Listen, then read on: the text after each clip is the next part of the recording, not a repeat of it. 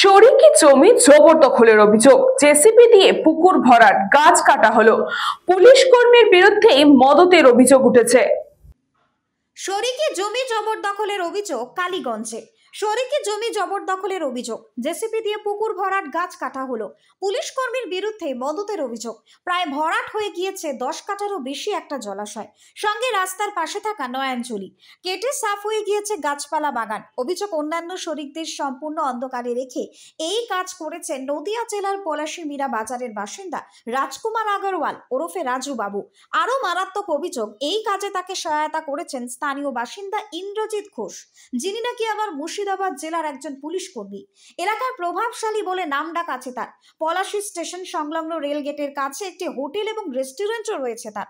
আগরওয়াল পরিবারের তরফে অন্যান্য শরিকরা এই নিয়ে পুলিশ এবং প্রশাসনের কাছে জানানোর পাশাপাশি আদালতের দ্বারস্থ হয়েছেন। আর এই যে জমিটার উপর দাঁড়িয়ে আছেন, এটা কিন্তু আমাদের 4 ভাইয়ের নামে, মানে খুঁড়তুতো ভাই আমরা, তার মধ্যে আমি একজন শরিক। আমার নাম প্রমোদ আগরওয়াল। এই যে উপর আপনি দাঁড়িয়ে আছেন, এটা আমি প্রমোদ আগরওয়াল, রতন কুমার আগরওয়াল, অর্জুন কুমার আগরওয়াল আর স্বজন কুমার আগরওয়াল। এই 4 জনের এই পুরো জমিটা, কিন্তু কোনো ডিমার্কেশন নেই, মানে এই জমিটার মধ্যে এখনো বন্টন নামা হয়নি, কিন্তু পুরো জমিটা আমাদের 4 ভাইয়ের নামে, ওটা কাগজ আছে। এই যে জায়গাটা দেখছেন, এটা জমিয়ে এটাকে বুঝাচ্ছে, এটা ইমিডিয়েটলি এটা কিন্তু নয়নজুলি বলে বাংলা ভাষায়। মানে জল থাকে তো, বর্ষার সময় তো এখানেই জল থাকে। সরকারের পিডব্লিউডির রাস্তার পাশে এটাকে নয়নজুলি বলা হয়। এই নয়নজুলি ভরাট করছে, কিন্তু আমি নয়, আমি জানি না। আমি আজকে খবর পেয়ে এসেছি, এসে দেখে হ্যাঁ মাটি ফেলে এটাকেও করছে, এটাকেও কিছু করবার জন্য করেছে। এটা আমাদের পারমিশন, আমার পারমিশন ছাড়া।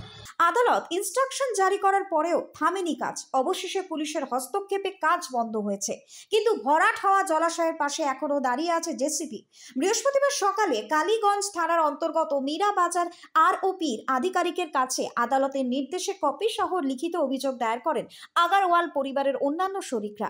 এরপরই নিজেদের বাড়িতে গিয়ে বাধা পান ঢুকতে। প্রায় 20-22 বছর ধরে নিরাপত্তা রক্ষীর দায়িত্বে থাকা হালিম শেখ গেটের তালা খুলতে অস্বীকার করেন।